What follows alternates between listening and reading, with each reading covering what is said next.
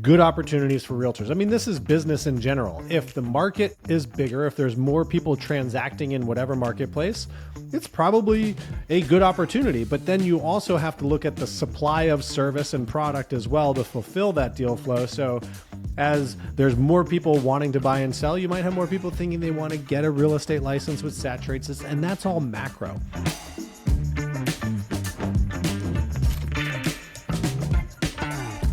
Welcome back to Life at 10 Tenths, where we inspire you to live at the pinnacle of your ability and purpose. I got myself with Matt Pinelli. We are here with you again, and we'll jump right in because Matt and I were talking earlier about quality of the market and what does that mean when someone says it's a good market, it's a good real estate market, it's a bad real estate market.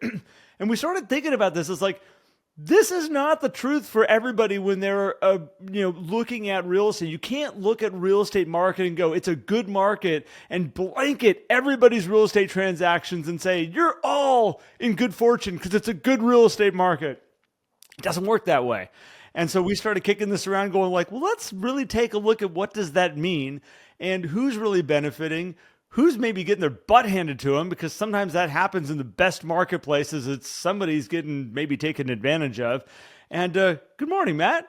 Good morning. Yeah, I'm excited to talk about this, Garrett. And I will even say this, for those of you who are listening, if you take what we talk about today, you probably have 3 or 4 pieces of content that you can use with your sphere, whether that's emails, postcards, posts, and stuff like that, because this works really well in conversations with consumers, because people will ask, like, how's the real estate market? And real estate agents will have conversations about it. I was watching a news program, or a clip from a news program, a CNBC thing yesterday, and they were talking about the quality of the real estate market. And it wasn't from yesterday. That's just the day that I watched it.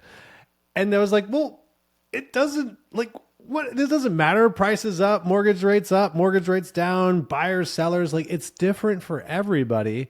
But when you do get into the conversation of like, well, let's talk about what quality means to you, you can really start to understand, not only that, the quality of the market's going to differ based on your perspective as an agent and the consumer's perspective. Because we talked about this before, Garrett. It's pretty simple, like what a quality market is for a realtor, right? Oh, yeah. Well, so prime example is I spent a lot of my years building a coaching program. And I remember as I was building the coaching program and we were pushing that forward over many, many, many years, people would come to me in different marketplaces. They'd be like, oh my gosh, are you guys doing okay right now? Because real estate's off a little bit. I'm like, we're having one of the best years we've ever had. Well, why would that happen if real estate's off? I'm not investing in real estate. I work with real estate agents. I work in the real estate world. And this is actually a moment that a lot of people come to us and saying, hey, we need help. Like we need guidance. We need to know what the next steps are. And that's what we do. So like these marketplaces actually drive a lot of people to us. And so I think it's an interesting place. You got to kind of take a step back and go, when people put this blanket on real estate and they say, okay, it's a good market, it's a bad market. What really got us going down this route, Matt, was going, when they put that blanket, it's different for the realtor to the consumer. Yeah. And even in the consumer, and this is where we're going to have some fun with, even in the consumer roles, like even that's drastically different when they say it's a good market or a bad market. But really what got us going up front was in the consumer to the realtor. Like, because the realtors take the headlines and then they come to us going, oh my gosh, I'm concerned about next year because they're saying this. And it's like, whoa, hold on. Like, that's not you. They're not talking about you. They don't care about you. The news headlines out there are not going, how are we going to write some headlines that are going to get realtors' attention? It's not you. It's the consumer they're trying to get the attention of. You are just part of the process in there, which when I look at that going like, they're going to need your help probably more than any time before. Like that's actually the thing you need to be paying attention to right now. Oh yeah, absolutely. And I think for realtors, think about it this way: like the quality of your market is basically defined by deal flow, right? Yep. If there's more transaction opportunities, good opportunities for realtors. I mean, this is business in general. If the market is bigger, if there's more people transacting in whatever marketplace, it's probably a good opportunity. But then you also have to look at the supply of service and product as well to fulfill that deal flow. So as there's more people wanting to buy and sell, you might have more people thinking they want to get a real estate license, which saturates this. And that's all macro. But from a micro perspective, like your business, no offense, and the same thing goes for me and Garrett as well, is so small compared to the market opportunity that you shouldn't have to ebb and flow with the market changes. And if you are, then you're kind of, there's a whole nother business structure that we can talk about. But kind of very simply put, like that's what a quality market is going to look like or not look like for a realtor. And then we get into the fun parts of the consumers, because we have all different types of real estate consumers, Garrett. We got homeowners, we got renters, we got buyers, we got sellers, we got investors. And then from investors, we have small investors, we have, enterprise investors, we got commercial, we got agricultural, there is more and more and more and more. And it's like, okay, you cannot easily blanket over that. What is the quality of the market? And I'll say this one thing, Garrett, which is funny because you mentioned, is your coaching business doing well? I had someone ask me like, oh, it looks like mortgage rates might tick down. I bet that'll really help your coaching business. I'm like, not really. I mean, it's like, but more people might want to buy homes. Like, great. I would be awesome for the buyers out there, and also awesome for the sellers out there with mortgage rates going down. I said, but as far nobody's as financing the coaching program, by the way. Nobody's financing their. Yeah. Yeah. It's like, first of all, no one's, well, at least we hope people are not financing this. That's awesome. I never thought about that. We should look at that program. Can we get a loan on this thing? We partner with a bank on it. But anyway, point being, like, there's little indicators that move. And Garrett, let's start here. Supply and demand is probably one of the first things that you can look at and say, okay, a traditional supply and demand curve has different stakeholders. And depending on which way those two curves move, you can start to easily identify who benefits and who doesn't benefit from that, and clearly see, oh, when this moves this way, some people benefit and some people don't, right? And you can start there in understanding what does the quality mean to each individual. It's like a seesaw. It's like a teeter-totter. One side's going to be up, the other side's going to be down in a lot of those situations. And when you have no inventory out there, I was sitting there, and you can look at a buyer and you can go like, is it a good market for a buyer right now? Well, they can't find a house. There's nothing there for them. This is miserable. Like, if we could just find a house, this is the worst market ever for my buyers. And you got a seller sitting there going like, should we put it on? What price should we put it on at? Oh, anything we want? Just put a price on it. Anything we want. Because the inventory is so low and there's so many buyers out there that are just waiting. They're waiting for that moment. Like, oh my gosh, this is the best market ever to sell our house in. Like, look at this. This is great. By the way, same marketplace. And then vice versa. You have all this inventory. You got the buyers sitting there going, oh my gosh. Because I remember I sold in 34 months of inventory. That's a marketplace you want to be a buyer in. You can go out there, you can have the pick of the crop of all the best houses that are out there, and then you get to sit down with that best house and you get to go, yeah, this isn't going to be fun for you, by the way, because we are going to rake you over the coals. Otherwise, we'll just go pick another house. Yeah. And the seller's going, this is miserable. Like, this is the worst market ever. And the buyer's going like, we are gonna get the house of our dreams at the price that we wanted. This is great. Like, this is the best market. Same marketplace, and this is where it's really hard to go and put out like, it's great to buy and sell real estate right now. Like, this is the best market ever. This is where the saying said it's always a good time to sell real estate. Real estate's always a great time. Well, it is, just depending on where you're sitting. Yeah. Well, and then depending on your after purchase, right? What's your hold time frame, right? Yes, timing the market is not going to probably work to your advantage. Maybe you can. Probably the better thing is time in market, right? If you are holding real estate for the long term, obviously the data shows like, oh gosh, you're going to do well. There's a lot of nuance there too, because once you have equity in your home, as we talked about on our last episode, you got to kind of like do something with that equity if you want to go and move to another home. You kind of got to take it with you. But starting if with the simple supply and demand, as you described there too, Garrett, is for agents, start there. It's like if people are asking you about quality of the market, or if you want to understand quality of the market, keep track of supply and demand. And then when people ask you, well, what's kind of, is the market good? Is it bad? Well, hey, let's go just take a quick look at supply and demand right now, and then put you in your situation. Are you a buyer or seller? And let's look at the supply and demand and see what the advantages and disadvantages currently might be for you in the current environment. Because it's always, I look at it like when you look at a supply and demand curve, they're solid lines. I kind of like to visualize them as clouds, particularly with real estate, because no piece of real estate is the same. So it's not like you can just adjust a widget here and all of a sudden the supply and demand curve moves appropriately or the price adjusts. So if you picture those lines as kind of like these cloudy things, it's like we're going to be somewhere in there.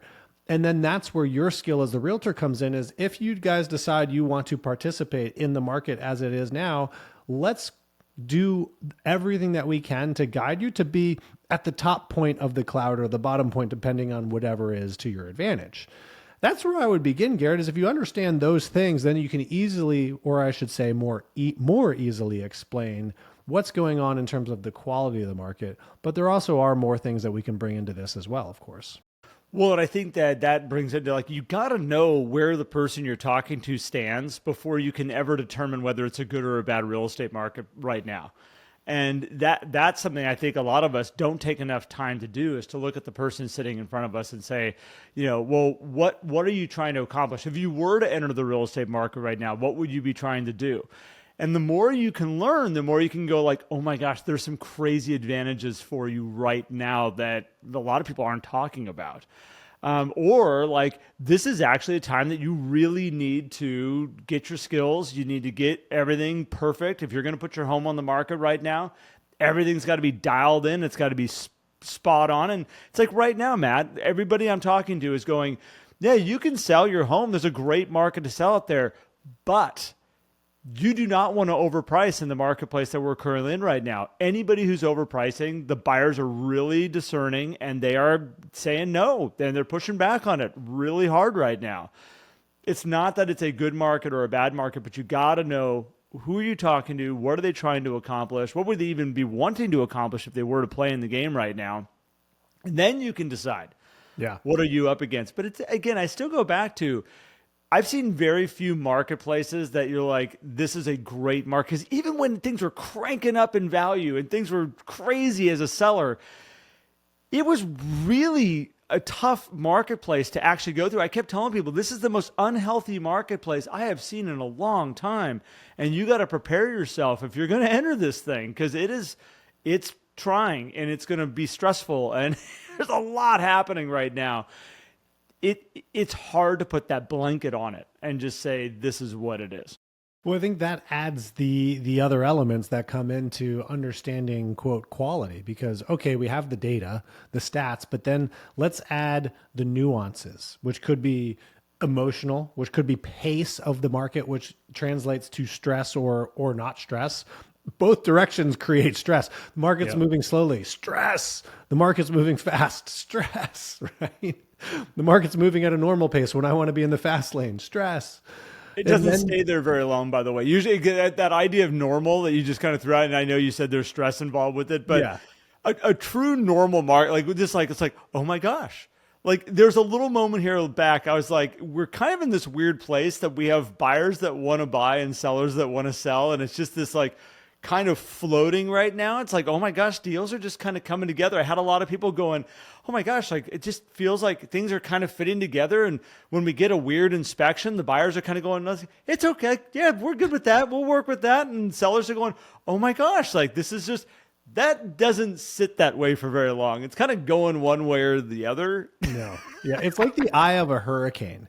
The only way to get to that great way, perfect, just, utopia of weather inside of the eye of a hurricane where there's zero wind, sunny skies. Like it's just amazing. You have to have gone through terrible weather and you know that you're about to get hit upside the head again very soon. And I feel like that's what a normal real estate marketplace is. If you really want to do a visual, Matt, of like the marketplace and the shifts that it typically goes through, because it usually is going from a seller's market to a buyer's market. I love the visual of the hurricane. I think we could do a huge, the front side of this is a seller's market, the back side of it is a buyer's market, and in the middle, there's this nice little quiet little eye of the storm as it passes through, Perfect. and it will swing back. There'll be another hurricane coming, and it's a little too extreme. I think it's a little too graphic. It makes people look at it as like it's a storm and a nightmare. No, yeah, it's not. We're not battening down That's, the I mean, hatches. hey, I live down in hurricane area. That's why maybe I thought of it. But, you know, which highlights We actually had a tornado you had a tornado. in That's Northern wild. California. Well, the center of a tornado, very similar, although you don't have as much space and you are experiencing the Very craziness, quick. but the very, very center of a Was that tornado is also very quiet. was that the eye? Was that Oh, we it's we gone. missed it? Hey guys, it's Matt. I just wanted to hop in real quick and say thank you so much for tuning into this episode and supporting our podcast, Life at 10 Tenths. It would mean the world to us and help us out tremendously if you would leave a quick review or a comment, depending on whichever platform you're consuming this on. It helps us grow and it helps us reach more people like you so that we can continue to impact and make this industry better. We appreciate you tons. Now enjoy the rest of the episode.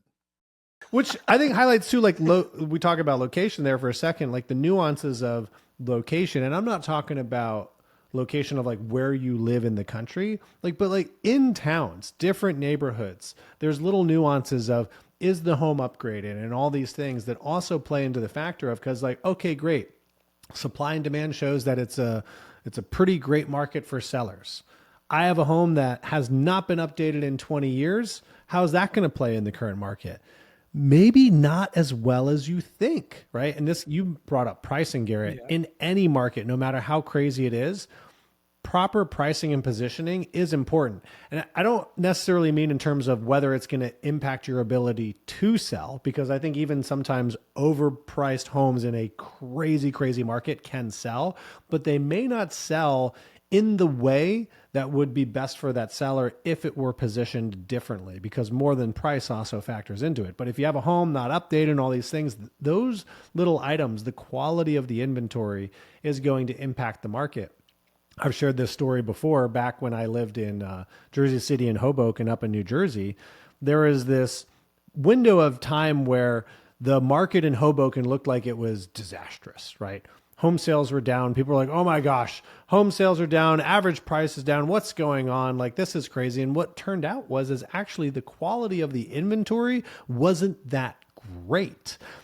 People were just holding on to their condos because they're like, I can rent these out and make tons of money, because the ratio of rental to purchase prices there was just insane.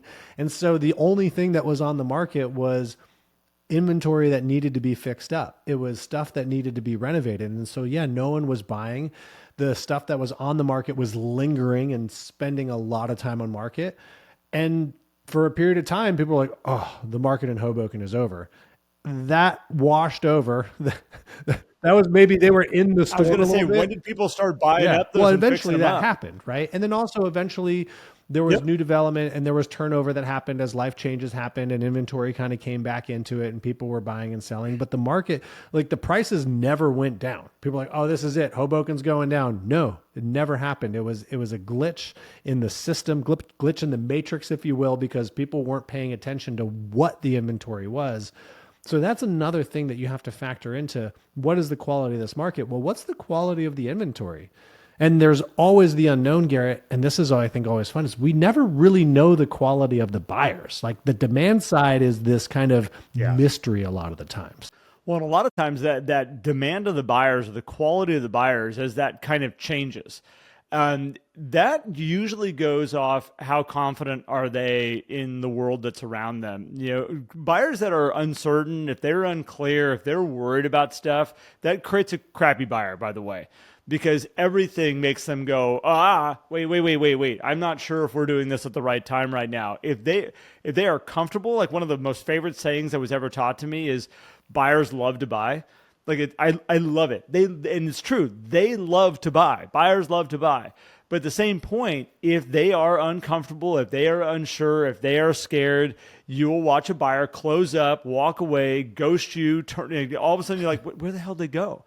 They got scared. That's what they're uncertain in what they're doing right now.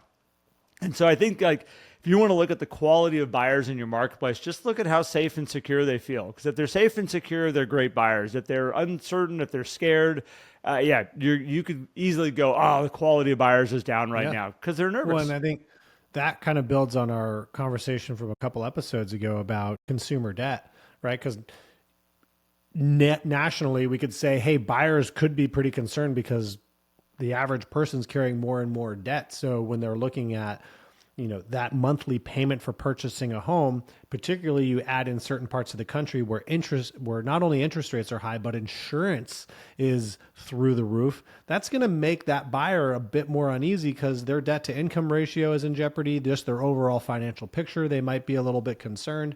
And so when you then get into the conversations with your clients, this is where you can really understand. It's like, well, tell me a little bit about what is important to you. And then we can figure out what this match of the market is in terms of quality for you. And then regardless of the quality, what do you want to do? Because maybe it is a really bad market for a buyer, but they really want to buy. It's like, cool, let's suit up, let's get out there, let's go make this thing happen. And that goes back to like, if I look at like the last, 4 years of real estate, I have said many times, like, you need to have a conversation with your client about the marketplace that they're entering into right now. Because as a buyer entering in the marketplace back in 2020, 2021, I kept saying, you cannot send your people out there thinking they're playing a game of flag football right now. Like, they need to be suited up. They need to have full pads on. They have to have their helmet on. And you need to go out there and tell them, like, they're going to get hit, and they're going to get hit hard, maybe a couple times. And what that might look like is you might come across that house that you fall in love with. You're like, oh my gosh, it's the dream house. I can see the kids running down the stairs for Christmas morning. I can see all the parties that we're going to have and all the events, and this is going to be great. And look at the view out the back. What do you mean they went with somebody else's offer? What do you mean? We went a crazy amount over. Like we had this thing in the bag. We were willing to offer $100,000 over. What do you mean we lost it? And they get whacked and whacked and whacked. And if you didn't set them up properly and suit them up ready, they're like, I don't want to play this game anymore. I don't want to do this. I'm not having fun. I am hurt. I am injured. My ego's bruised. I'm out. And so these different marketplaces, you've got to understand them. This is where we go back to where we started at the beginning, Matt, is like, really finding out what they want to accomplish and what they're trying to do. And then your job is to prepare them for this marketplace that they're entering into so they can be successful. And not only successful, ready to take a hit, ready to maybe get not what they want and be able to go, yep, you prepared us that this might happen. It didn't catch us off guard. And we're solid and we're ready to go. And let's keep moving forward because we've got some things we want to do. And that, what you said, Matt, is like, that's one of the most important things is what are you trying to do? Where are you trying to go? Because I'll help you get there. But you got to have a place you're going to. And this is when you find somebody who's like, my sellers are driving me crazy. 9 times out of 10, I'm like, where are they moving to and why do they need to sell? Oh, they really don't need to sell. Oh, geez, stop. Like, I know your problem. They have nowhere they're trying to go, and you're trying to navigate them there. This is great. This is driving Miss Daisy. On top of that, there's probably a misinterpretation of what the market means to them, which adds confusion, which is why then they don't need to sell or all this stuff because they're thinking maybe it'll get better later on or something like that. And it's like, what illusion do we need to clear up for people to help them understand their own situation and how that relates to whatever perceived quality of market actually exists there.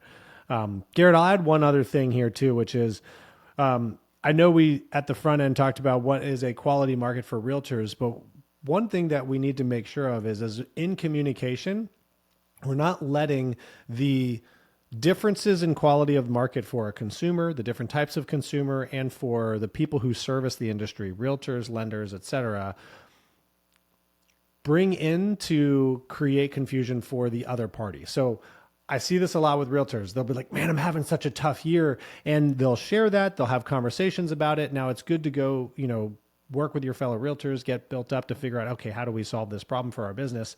But when consumers start hearing and engaging in that, they think, oh, there must be a problem with the real estate market. It must be a really bad quality Yes. market if my agent is not doing well. And we all go through good times and bad times, so it's common. But be careful with how you're conversing about it, because you don't want your experience of your business to set a perception of the quality of the market for somebody else, in which case they could potentially be your next seller, but now they're not, because we're talking about how terrible our business is this year. Well, it's a trap because in a high relationship style business, which is, Matt, what we coach into heavily, is building a very strong relationship referral type business. It's easy in these friendships and these relationships that you build to be like, man, I'm having the toughest year I've had in real estate in a long time. Like, it's easy to throw that on the table and just be like, oh, well, I was just sharing. Like, I wasn't talking about the real estate market. Like, it's a great time to buy right now, or it's a great time to sell right now.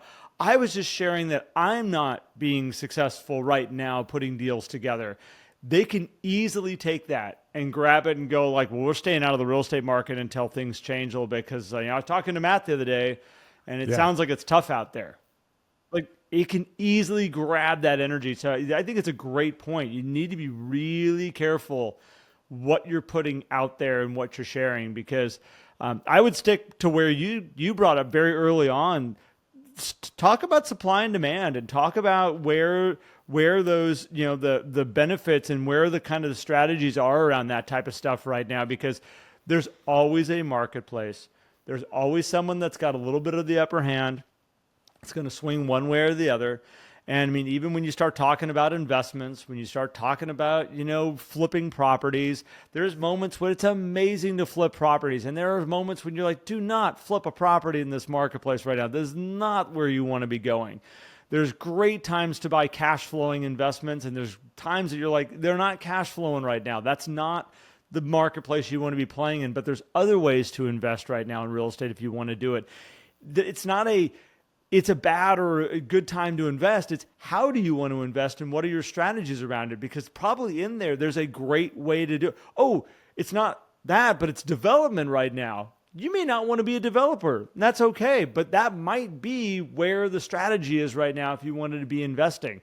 You just need to figure out where they're at, what they want to accomplish, what are their thresholds of risk that they're willing to take, and see if you can help them get there. Yeah. Any marketplace. But you got to be willing to have those conversations. And I really like, Matt, you saying, don't take your situation and put that energy over their potential exactly. I mean, situation. it's okay to have those conversations with your friends and family, of course, of just, discussing what's going on in your world. Just make sure it's not tying to the perception of the marketplace. And you can easily do that by understanding, talking about the specifics of what you're challenging in your business. Oh, I had a tough year because I lost my assistant, or something like that, anyway. Or I'm deciding not to prospect. I'm just waiting for the business to come in. It's been a hell of a year, but I'm just hanging back. I'm waiting for it to come in. It'll come in. My time's coming. Hey, maybe you get the sympathy vote on that one. Like, you know what? We should probably list our house. Garrett needs a piece of business. You should try it. We should do an experiment. We're not actually going to prospect. Don't make phone calls. Don't write notes. Don't go to lunches. Just go out there and just play the sympathy card. Just don't do that. In fact, what you should do is build an incredible plan that you execute on day in, day out, so that you can build a really healthy business. And if you don't have a plan, guess what? We got you covered. Sympathy coaching. Life at 10 Tenths.